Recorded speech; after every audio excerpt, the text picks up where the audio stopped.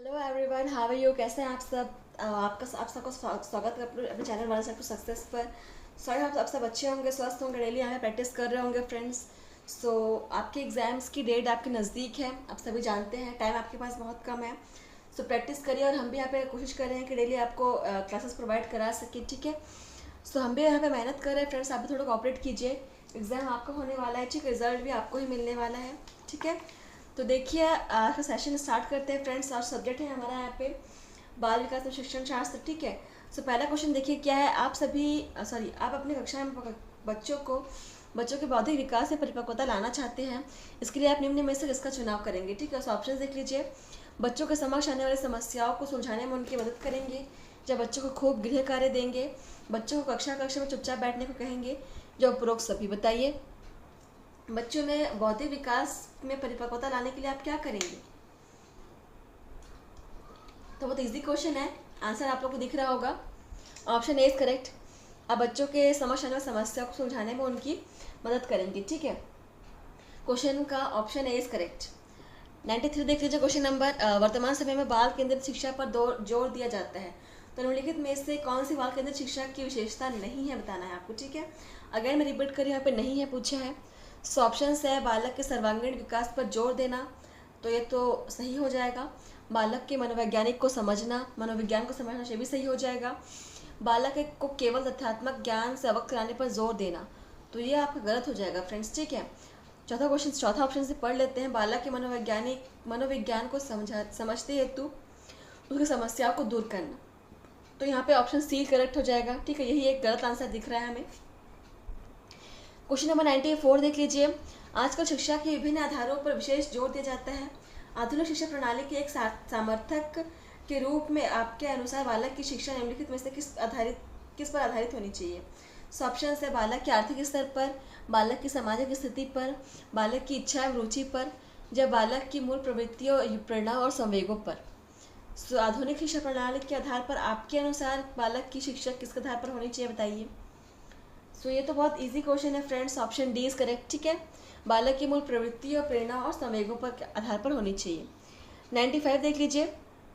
बाल केंद्रित शिक्षा के समर्थक के तौर पर आप अपने अनुसार निम्नलिखित में से किसका महत्व सर्वाधिक है आपके अनुसार, ठीक है। सो ऑप्शन है शिक्षक बालक के व्यक्तित्व का कहाँ तक विकास कर पाता है, शिक्षक कितना ज्ञानी, आकर्षण और गुणयुक्त है, शिक्षक अपने विद्यालयों को कितना अधिक भव्य दशा पाने में सक्षम है, शिक्षक के पहचान का दायरा कितना विस्तृत है। सो बताइए फ्रेंड्स, किसका महत्व सर्वाधिक होगा बाल केंद्रित के आधार पर, ठीक है। सो यहाँ पे क्या हो जाएगा friends, option A is correct, ठीक है। शिक्षक बालक के व्यक्तित्व का कहाँ तक विकास कर पाता है, ये सबसे महत्वपूर्ण होगा बाल केंद्रित शिक्षा के समर्थक के रूप में। क्वेश्चन नंबर 96 देख लीजिए। प्रगतिशील शिक्षा के अंतर्गत निम्नलिखित में से किस बात का ध्यान रखा जाता है? सो ऑप्शन है यहाँ पे, इनमें शिक्षण विधि को अधिक व्यावहारिक करने पर जोर दिया जाता है, इसमें सिद्धांतों को रटने पर जोर दिया जाता है, इसमें बालक की प्रकृति की एक सैद्धांतिक शिक्षा दी जाती है, इसमें केवल बालक के नैतिक एवं सामाजिक विकास पर जोर दिया जाता है। बताइए फ्रेंड्स, प्रगतिशील शिक्षा के आधार पर आप किस बात का ध्यान रखा जाता है? सो यहाँ पे थोड़े लंबे लंबे क्वेश्चन हम लेकर आ रहे हैं, ठीक है, क्योंकि एग्जाम में आपको ऐसे क्वेश्चंस मिलेंगे, लॉन्ग क्वेश्चंस, जिनको देखकर आपको डरना नहीं है। कई बार क्या होता है, बच्चे डर जाते हैं लॉन्ग क्वेश्चन देखकर, वो डरना नहीं है फ्रेंड्स, आप उसको पढ़ के देखिए, आपको बहुत ईजी लगेंगे, ठीक है। तो यहाँ पे क्या होगा right answer, option A is correct, ठीक है। इसमें शिक्षण विधि को व्यवहारिक करने पर अधिक जोर दिया जाता है। क्वेश्चन नंबर 97 देख लीजिए। प्रगतिशील शिक्षा के अंतर्गत बालक के आत्मानुशासन के विकास के लिए किस बात पर जोर दिया जाना चाहिए? सो ऑप्शन है यहाँ पे, अनुशासन बनाए रखने के लिए सख्त आदेश, बालकों में उत्तरदायित्व की भावना के विकास पर, प्रगतिशील शिक्षा के अंतर्गत आत्मानुशासन के विकास पर जोर नहीं दिया जाता, या आत्मानुशासन के लिए विभिन्न दृष्टांतों द्वारा बालकों को समझने पर। बताइए फ्रेंड्स, राइट आंसर क्या हो जाएगा? क्वेश्चन नंबर 97 बताइए। तो बालकों की उत्तरदायित्व की भावना के विकास पर, ठीक है, ऑप्शन बी इज करेक्ट, ठीक है। क्वेश्चन नंबर 98 देख लीजिए। यहाँ पे बाल केंद्रित शिक्षा द्वारा निम्नलिखित में से क्या संभव नहीं हो सकता? सो ऑप्शन है यहाँ पे, बाल मनोविज्ञान की सहायता से बच्चों में पाठ्यक्रम में सुधार, प्रत्येक बालक पर शिक्षक द्वारा विशेष ध्यान दिया जाना, प्रत्येक बालक पर पृथक रूप से ध्यान दिया जाना, या प्रत्येक बालक की विशेष आवश्यकताओं को समझना। सो क्वेश्चन आपको समझ में आ रहा होगा फ्रेंड्स कि बाल केंद्रित शिक्षा के माध्यम से इसमें से कौन सा ऑप्शन जो है वो संभव नहीं होगा।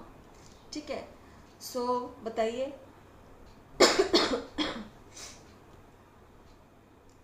सो यहाँ पे ऑप्शन जो है सभी हमें लग रहे हैं कि ये सभी संभव हो सकते हैं, लेकिन जो सबसे लीस्ट संभव होगा वो होगा ऑप्शन सी। ठीक है, क्योंकि प्रत्येक बालक पर आप पृथक पृथक रूप से आप ध्यान नहीं दे पाएंगे। ठीक है,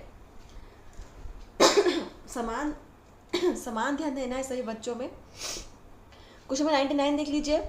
बाल केंद्रित शिक्षा को व्यवहार में लाने वाले शिक्षक की निम्नलिखित में से किसकी जानकारी रखना अधिक आवश्यक है। सो ऑप्शन से यहाँ पे देख लीजिए। शिक्षक के लिए बालक के व्यवहार के मूल आधारों के बारे में जानने से अधिक आवश्यक है कि वह इसके परिवार के बारे में जाने। कि शिक्षक केवल बालक की रुचियों को जाने। शिक्षक को बालक के बारे में भले ही कुछ जानकारी ना हो, किंतु उसके परिवार की आर्थिक स्थिति के बारे में उसके अवश्य पता होना चाहिए। जब बालक के संबंध में शिक्षक को उसके व्यवहार के मूल आधारों, आवश्यकताओं, मानसिक स्तर, रुचि और योग्यताओं, व्यक्तित्व इत्यादि का विस्तृत ज्ञान होना चाहिए। थोड़ा मिनिमाइज कर देते हैं। आप देखिए, बताइएगा राइट आंसर क्या हो जाएगा।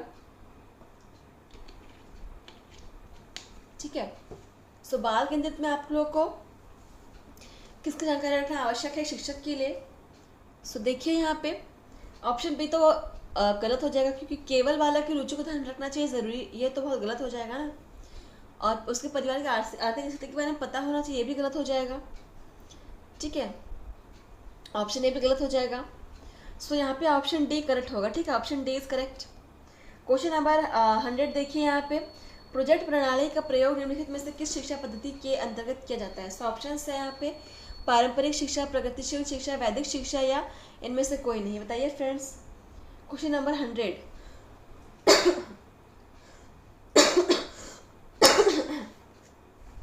थोड़ा गला खराब है हमारा, ठीक है, फिर भी हम कोशिश कर रहे हैं कि आप लोगों के प्रैक्टिस सेशन अटेंड कर सके। ठीक है, एमसीक्यू सेशन सॉल्व करा सके। सो फ्रेंड्स, आप हमें प्लीज़ क्लास के बाद हमें कमेंट करके बताइए कि आप कितने स्कोर कर पा रहे हैं सेशन में। ठीक है, कितने क्वेश्चन आप खुद से सॉल्व कर पा रहे हैं, ये हमारे लिए बहुत इंपॉर्टेंट है जानना। तभी हम समझ पाते हैं कि आपका लेवल वो कितना इम्प्रूव हो रहा है। ठीक है, आप कितना समझ पा रहे हैं। सो प्लीज़ कमेंट करके बताइए कि आप कितने क्वेश्चन सॉल्व कर पा रहे हैं। ठीक है, और हर सेशन में हमें ये अपडेट आप देते रहिएगा। सो क्वेश्चन नंबर 100 का राइट आंसर क्या हो जाएगा। ऑप्शन बी, प्रगतिशील शिक्षा हो जाएगा। ठीक है, क्वेश्चन नंबर 101 देखिए। बाल केंद्रित शिक्षा की पाठ्यक्रम के संदर्भ में निम्नलिखित में से कौन सा कथन सही नहीं है। सही नहीं है पूछा है। देखिए ऑप्शन है पाठ्यक्रम का विकास व्यक्तिगत विभिन्नताओं, प्रेरणाओं, मूल्यों एवं सीखने के सिद्धांतों के मनोवैज्ञानिक ज्ञान के आधार पर किया जाना चाहिए। तो ये तो यहाँ पे सही हो जाएगा। ठीक है, तो सही नहीं है पूछा। देखते हैं आगे पढ़ते हैं और कौन सा है। पाठ्यक्रम बनाने में शिक्षक का यह ध्यान रखता है कि शिक्षार्थी और समाज की क्या आवश्यकताएं हैं और सीखने की कौन सी क्रियाओं से ये आवश्यकताएं और सर्वोत्तम रूप से पूर्ण हो सकती है।